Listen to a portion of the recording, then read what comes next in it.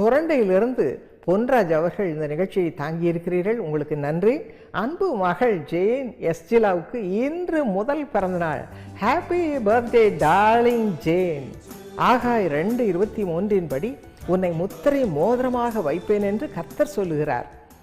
ஆண்டவரே, அன்பு குட்டி பிள்ளை ஜெயனை ஆசீர்வதி, நல்ல சுகத்தை தாரும். பொன்ராஜ் அவர்களுக்கும் அவருடைய மனைவி ஜெனிதாவுக்கும் தொழிலே குடும்பத்திலே நிறைவான ஆசீர்வாதத்தை கொடுத்து நல்ல சுகத்தை கொடுத்து குடும்பமாய் தாங்கிக் கொள்ளும் எங்கள் நல்ல தகப்பனே. ஆமேன்.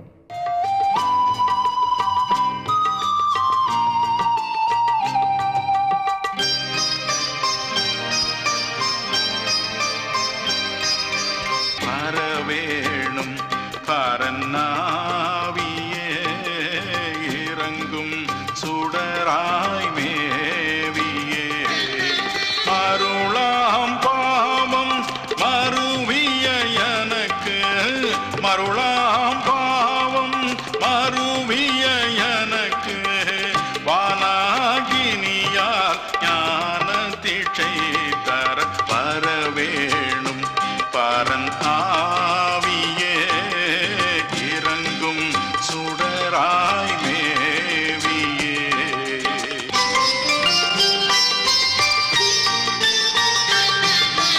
என்றன் பாவம் யாவையும் எரிக்கும் பகை தேடியும் எங்கும் இந்த லோகத்தில் ஏத்தியுமே காண்கிலே, எந்த செயலால் யாதொன்றும் முடியா, எந்த செயலால் யாதொன்றும் முடியா, தேவானாகினி வரவேணும் வரவேணும் பரநாவியே, இறங்கும் சுடராய் மேவியே. இப்பொழுதும் இயேசு அழைக்கிறார் பிரார்த்தனை திருவிழாவில் உங்கள் அன்பு சகோதரர் டாக்டர் DGS தினகரன் அவர்கள் வழங்கிய இறை செய்தியின் ஒரு பகுதியினை உங்கள் ஆசீர்வாதத்திற்காக வழங்குகிறோம். யோவான் 10ஆம் அதிகாரம் 10ஆம் வசனத்தை வாசிக்க கேட்போம். திருடன் திருடவும் கொல்லவும் அழிக்கவும் வருகிறானே அன்றி வேறொன்றுக்கும் வரான். நானோ அவைகளுக்கு ஜீவன் உண்டாயிருக்கவும் அது பரிபூர்ணப்படவும் வந்தேன். நானும் என் ஆடுகளுக்கு, என்னை நேசிக்கிறவர்களுக்கு, என்னை நம்புகிறவர்களுக்கு, தங்கள் இருதயத்தை எனக்கு கொடுக்கிறவர்களுக்கு ஜீவன் உண்டாயிருக்கவும் அந்த ஜீவன் பரிபூரணப்படவும் வந்தேன் என்று நம் அருள்நாதர் இயேசு நமக்கு சொன்னார். இன்று நாம் காணப்போவது பரிபூரண ஜீவன். என் அன்புக்குரியவர்களே, அப்போஸ்தலர் 17ஆம் அதிகாரம் 25வது வசனம் சொல்கிறது, தேவன் எவற்றையெல்லாம் நமக்கு கொடுக்கிறார் என்று வாசிக்க கேட்போமா? எல்லாருக்கும் ஜீவனையும் சுவாசத்தையும் சகலத்தையும் கொடுக்கிற அவர் தமக்கு யாதொன்று தேவையானது போல மனுஷர் கைகளால் பணிவிடை கொள்ளுகிறதும் இல்லை. தேவன் நமக்கு 3 காரியங்களை கொடுக்கிறார். ஜீவனை கொடுக்கிறார், சுவாசத்தை கொடுக்கிறார், அதற்கு தொடர்பான சகலத்தையும் கொடுக்கிறார். சுவாசம், இது இல்லாவிட்டால் இன்றைக்கு நாம் உயிரோடு இந்த உலகில் இருக்க முடியாது அல்லவா? தேவன் எப்படி மனிதனை சிருஷ்டித்தார், எப்படி ஜீவ சுவாசத்தை அவனுக்குள் கொடுத்தார் என்பதை ஆதியாகமம் 2:7 சொல்ல கேட்போம். தேவனாகிய கர்த்தர் மனுஷனை பூமியின் மண்ணினாலே உருவாக்கி ஜீவ சுவாசத்தை அவன் நாசியிலே ஊதினார், மனுஷன் ஜீவாத்மாவானான். மனுஷனை மண்ணினாலே உண்டாக்கினார், அவனுக்குள் ஜீவ சுவாசத்தை தேவன் ஊதினார், அவன் ஜீவ ஆத்துமாவானான். வேதம் சொல்லுகிறது, ஆதியாகமம் 7ஆம் அதிகாரம் 15-22 என்ற 2 வசனங்களில் மனிதன் மட்டுமல்ல, எல்லா ஜந்துக்களும், ஊரும் பிராணிகளும், மிருகங்களும், பறவைகளும் கூட இந்த ஜீவ சுவாசத்தினால் தான் வாழ்கிறது. பிரசங்கி 3:19 சொல்கிறது, ஜீவன்களுக்கெல்லாம் சுவாசம் ஒன்றே. வேதம் சொல்லுகிறது தானியேல் 5:21 ஒவ்வொரு மனிதனுடைய ஒவ்வொரு மிருகத்தினுடைய சுவாசத்தையும் தேவன் தன் கையில் வைத்திருக்கிறார். சங்கீதம் 104:29 சொல்லுகிறது, அவர் அதை திரும்பி வாங்கிக் கொள்ள அவைகள் மாண்டு போகின்றன என்று. எப்பொழுது அவர் திரும்ப வாங்கிக் கொள்வாரோ நாம் அறியோம். வேதம் சொல்லுகிறது பிரசங்கி 3:1-2 பிறக்க ஒரு காலம் உண்டு, மரிக்க ஒரு காலம் உண்டு, இறக்க ஒரு காலம் உண்டு. பிரசங்கி 8:8 சொல்லுகிறது, வாசிக்க கேட்போமா? ஆவியை விடாதிருக்கிறதற்கு ஆவியின் மேல் ஒரு மனுஷனுக்கும் அதிகாரம் இல்லை, மரண நாளில் மேலும் அவனுக்கு அதிகாரம் இல்லை, அந்த போருக்கு நீங்கி போவதும் இல்லை, துன்மார்க்கரை துன்மார்க்கம் விடுவிக்கவும் மாட்டாது. ஆவியை நான் விடமாட்டேன் என்று சொல்ல ஒரு மனிதனுக்கும் அதிகாரம் இல்லை. சில மாதங்களுக்கு முன்பு இஸ்ரவேல் நாட்டில் மிகப்பெரிய ஒரு கூட்டம் நடந்தது, சமாதான பெருவிழா. அதில் கலந்து கொள்ள இஸ்ரவேலின் பிரதமர் எட்சிக் ராபின் வந்தார். அருகில் இருந்த அவருடைய மனைவியை பார்த்து பத்திரிகை நிருபர் ஒருவர் கேட்டார், என்ன அம்மா, பிரதம மந்திரி அவர்கள் குண்டு தாக்காத சிறப்பு மார்பு உடை அணியவில்லையே என்று. அதை கேட்ட பிரதமரின் மனைவி வெகுண்டு எழுந்தாள். என்ன சொன்னாள்? என்ன அநாகரிகமான ஒரு பேச்சை பேசுகிறேன். நமது நாடு என்ன ஆப்பிரிக்கா நாடா? இது சமாதானம் நிறைந்த நாடு. நமக்கு அப்படிப்பட்ட சிறு அணிகள் அவசியமில்லை என்றார். அந்தோ சில வினாடிகளுக்குள் அவர் மீது குண்டுகள் பாய்ந்தன. பரிதாபமாய் மாண்டு போனார். அவருடைய சடலத்தை அடக்கம் செய்வதற்காய் கடைசி ஊர்வலத்திற்கு எடுத்து சென்ற பொழுது அவர்கள் வாசித்துக் கொண்டே போன பகுதி இதுதான். பிரசங்கி 3:1-8 எல்லாவற்றிற்கும் ஒரு காலம் உண்டு, பிறக்க ஒரு காலம் உண்டு, இறக்க ஒரு காலம் உண்டு. இதைத்தான் வாசித்துக் கொண்டே போனார். நட ஒரு காலம் உண்டு, நட்டதை பிடுங்க ஒரு காலம் உண்டு. என் அன்புக்குரியவர்களே, இறக்க ஒரு காலம் உண்டு, பிறக்க ஒரு காலம் உண்டு. ஆனால் அந்த நேரத்தை தேவன் ஒருவரே அறிவார். ஆகவே தான் பக்தன் ஒருவன் பாடினான்,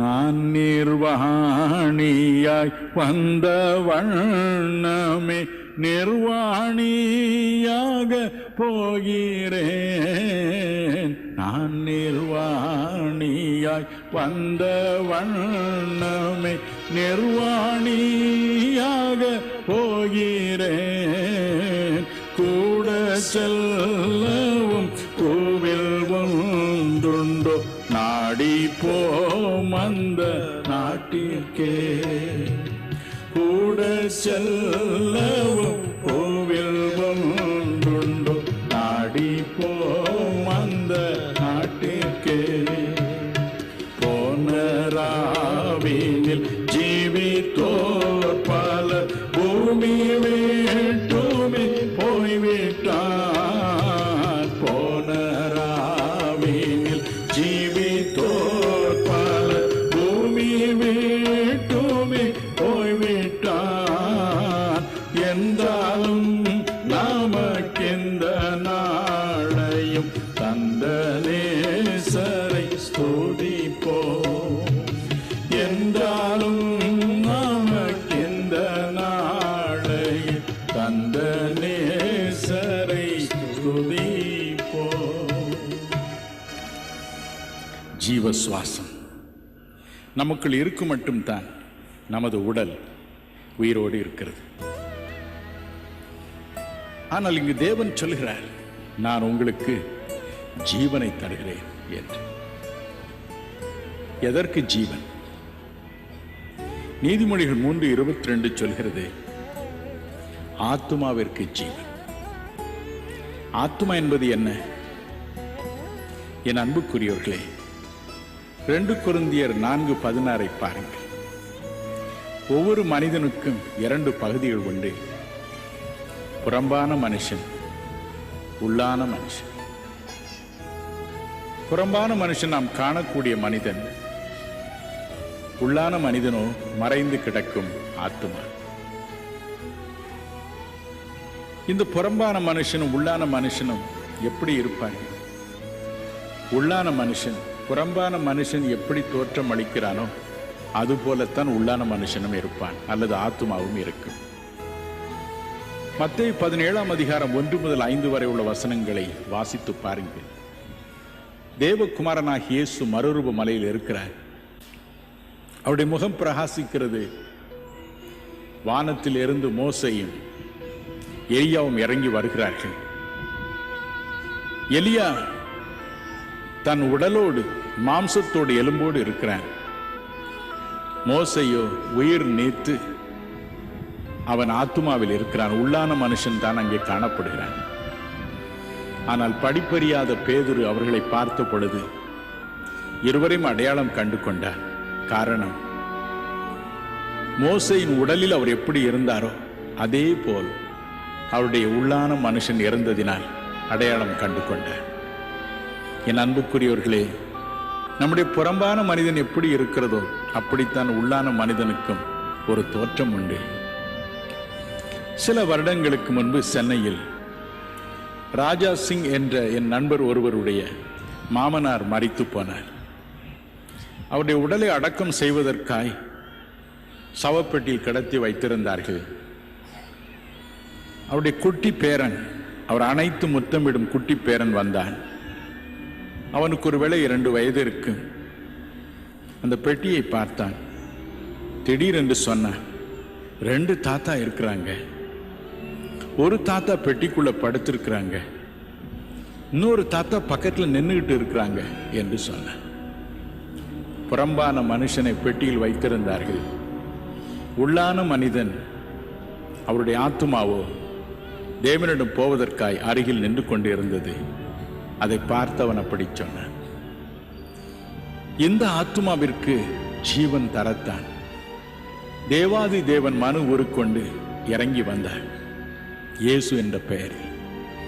ஆகவேதான் இயேசு சொன்னார், நான் என் ஆடுகளுக்கு, என் மக்களுக்கு ஜீவனை கொடுக்க விரும்புகிறேன், அதற்குத்தான் நான் வந்திருக்கிறேன் என்று சொன்னார். ஏன் உள்ளான மனுஷனுக்கு எதற்கு ஜீவன், ஆத்துமாவிற்கு எதற்கு ஜீவன்? இந்த ஆத்துமாவும் கூட இறைவனுடைய பார்வையில் செத்து போய் சில சமயங்களில் இருக்கிறது. எபேசியர் 2:1 பாருங்கள். அக்கிரமங்களினாலும் பாவங்களினாலும் ஒரு மனிதனுடைய ஆத்துமா இறைவனுடைய பார்வையில் செத்து போயிருக்கிறது. எனவே அதை உயிர்ப்பிக்க இந்த ஜீவன் அவசியமாக இருக்கிறது. வெளிப்படுத்தின விசேஷம் 3ஆம் அதிகாரம் 1ஆம் வசனத்தை பாருங்கள். அங்கே தேவன் ஒரு குறிப்பிட்ட மக்களை பார்த்து சொல்கிறார், நீ உயிருள்ளவன் என்று பெயர் பெற்றும் செத்தவனாயிருக்கிறாய். உன்னுடைய பெயர் உயிருள்ளவன், நீயோ செத்தவனாயிருக்கிறாய். யூதா 12ஆம் வசனம் சொல்கிறது, சிலருடைய வாழ்க்கை எப்படி இருக்கிறதா, இலை உதிர்ந்ததும் கனி அற்றதும் 2 தரம் செத்து வேறற்று போனதுமான மரம் போல் இருக்கிறது. வெளியிலே மரம் நன்றாய் காணப்படுகிறது, ஆனால் அந்த இலையோ உதிர்ந்து போயிருக்கிறது. கனியற்ற மரம் வேறு 2 தடவை செத்து போயிருக்கிறது. ஒரு தடவை ஒரு கண்ணியமான மனிதர் எனக்கு இப்படி சொன்னார். ஒரு குறிப்பிட்ட கிறிஸ்தவ சபையில் நன்றாய் பாடல்களை நடத்தி மக்களை உற்சாகப்படுத்தும் ஒரு வாலிபன் இருந்தார். சீரான வெள்ளை உடை அணிந்திருப்பான், உற்சாகமாய் பாடி ஆராதனைகளை தொடங்குவான். எல்லாரும் அவனை போதகர் என்றே அழைப்பார்கள். உலக வேலையும் செய்து கொண்டு வந்தான். அவன் மீது எல்லாருக்கும் ஒரு பரிதாபம். காரணம், 2 குழந்தைகளை விட்டு அவன் மனைவி இறந்து போனான். திடீரென்று ஒரு நாள் போலீசார் அவனை கைது செய்ய வந்தார்கள். காரணம் என்ன தெரியுமா? இந்த மனிதன் திட்டமிட்டு ஒரு விருந்திற்கு தன் மனைவியை அழைத்து கொண்டு போய் அங்கே எல்லாருக்கும் அருந்துவதற்கு பானத்தை கொடுத்த பொழுது தன் மனைவியின் டம்ளரில் விஷத்தை கலக்கி கொடுத்து விட்டான். அந்தோ அவள் துடிதுடித்து சில வினாடிகளுக்குள் இறந்து போனாள். இருதயம் நின்று விட்டதினால் இறந்து போனாள் என்று சொல்லி அவளை நல்லடக்கம் செய்து விட்டார். போலீசாருக்கு தெரிய வந்தது. இலை உதிர்ந்த மரம், கனியில்லாத மரம், 2 தரம் வேரில் செத்து போன காய்ந்து போன மரம். வெளித்தோற்றம் புறம்பான மனுஷன் பரிசுத்தமாய் காணப்படுகிறான், உள்ளான மனுஷனோ செத்து போயிருக்கிறான். இந்த செத்து போன வாழ்க்கைக்கு ஜீவன் அவசியம் என்றுதான் அருள்நாதர் இயேசு இறங்கி வந்தார். தேவாதி தேவன் மனு உருக்கொண்டு இயேசு என்ற பெயரில் இறங்கி வந்தார். யோவான் 1:4 சொல்கிறது, அவருக்குள் ஜீவன் இருந்தது, அந்த ஜீவன் மனுஷருக்கு ஒளியாயிருந்தது, இருளானது அந்த ஒளியை பற்றி கொள்ளவில்லை. யோவான் 8:11-12 பாருங்கள். அருள்நாதர் இயேசுவிடம் ஒரு நாள் விபச்சாரத்தில் கையுமையுமாய் பிடிக்கப்பட்ட ஒரு பெண் கொண்டு வரப்பட்டார். அவளை உற்று பார்த்த இயேசு என்ன சொன்னார்? நானும் உன்னை ஆக்கினைக்குள்ளாய் தீர்ப்பதில்லை, நீ போகலாம், இனி பாவம் செய்யாதே என்றார். ஒரே நொடியில் அவளுடைய பாவ வாழ்க்கையை மாற்றினார். கூடவே ஒரு வார்த்தையை சொன்னார், நான் உலகத்திற்கு வெளிச்சமாய் இருக்கிறேன், நான் உலகத்திற்கு ஒளியாய் இருக்கிறேன். என்னிடத்தில் வருகிறவன் இருளில் நடக்க மாட்டான், ஜீவ ஒளியை அடைந்திருப்பான், என் ஜீவனை அவன் பெற்றிருப்பான் என்று சொன்னார். 1955 ஆண்டு பிப்ரவரி மாதம் 11 வாழ்க்கை எனக்கு வெறுத்தது. பாவம் என்னை துரத்தியது. வறுமை, வியாதி, வேலையில்லா திண்டாட்டம் என்னை துரத்தியது. ரயில் தண்டவாளத்தை நோக்கி ஓடினேன், தற்கொலை செய்து மடிவதற்காய். அந்த நேரத்தில் தான் என் சித்தப்பா ஒருவர் என்னை சந்தித்து தேவகுமாரனாகி இயேசு சிலுவையில் தொங்கி தன் ஜீவனை என்னை போன்ற மக்களுக்கு கொடுத்த காட்சியை விவரித்து சொன்னார். அந்த காட்சியின் உள்ளத்தை உருக்கியது. என்னையும் அறியாமல் என் வீட்டிற்கு திரும்பினேன். என்னுடைய குறைகள், குற்றங்களை தேவனுடைய சமூகத்திலே அறிக்கையிட்டு நான் புலம்பினேன். அருள்நாதர் இயேசு என் குறைகளை மன்னித்தார். என் வாழ்க்கை மாறியது. என் உள்ளத்தில் ஒரு தெய்வீக ஜீவன் இறங்கி வந்தது. பாவத்தில் மரித்து கிடந்த நான் அன்று ஜீவன் பெற்றேன். இந்த ஜீவனை கொடுக்கத்தான் இயேசு இறங்கி வந்தார். நானோ அவர்களுக்கு ஜீவன் உண்டாயிருக்கவும் அந்த ஜீவன் பரிபூர்ணப்படவும் இறங்கி வந்தேன் என்று சொன்னார். ஆம், கல்வாரி என்று நோக்கி பார்க்கும் பொழுது நமக்காக ஜீவனை கொடுத்து அவரை உற்று பார்க்கிறோம். கல்வாரி மலை மேல் கை கால்கள் ஆணிகளால்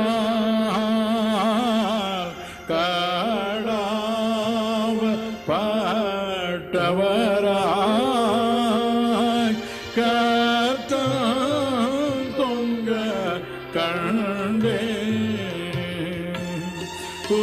குருசின் வேதனையும் சீரசில் முள்முடியும் கோரோதி செந்துவதும்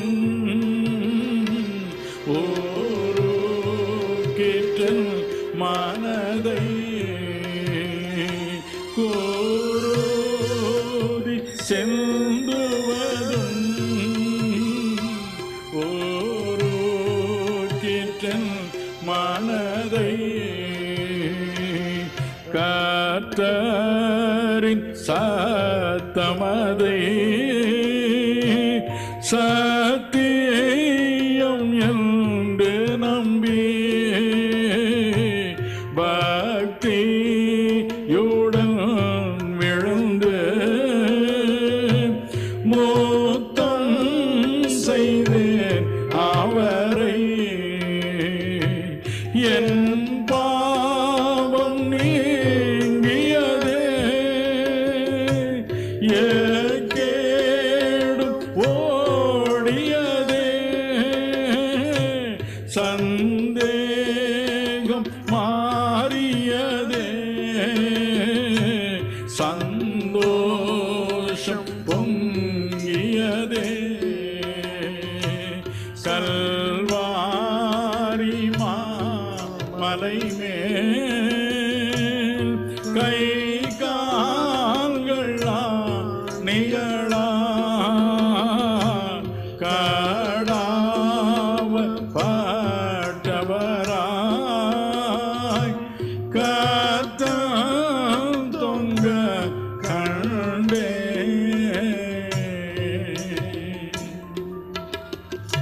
இந்த காட்சி என் உள்ளத்தை உருக்கியது.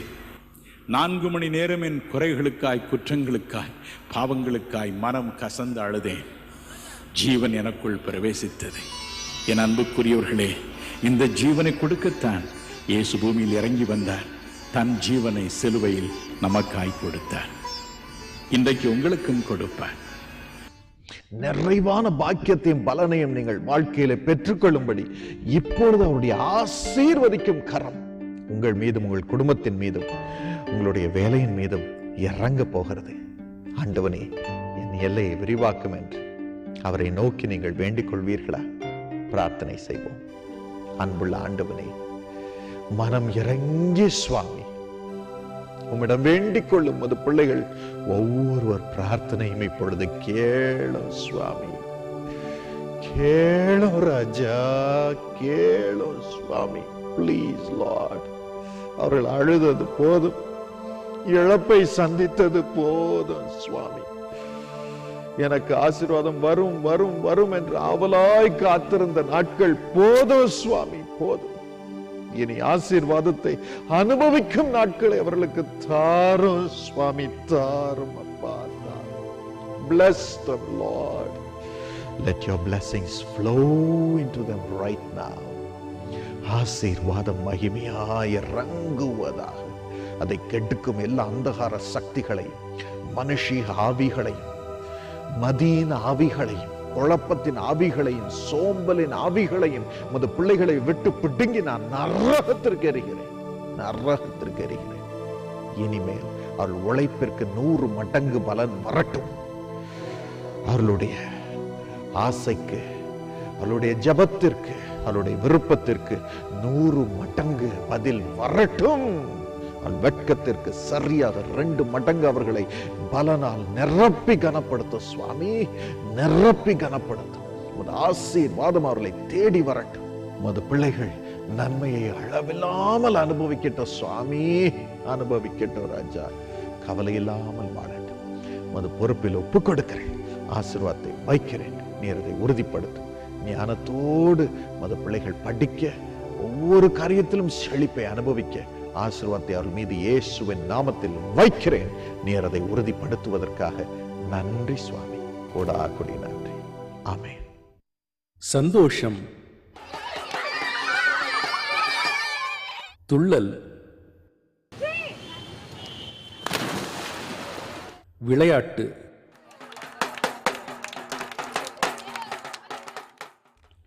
இவைகளுடன் வறுமை என்று ஏங்கித் தவிக்கும் ஏழை குழந்தைகள். வருடத்திற்கு 35,000 ஏழை குழந்தைகள் சீஷா தொண்டு நிறுவனத்தின் மூலம் வாழ்வடைந்து வருகிறார்கள்.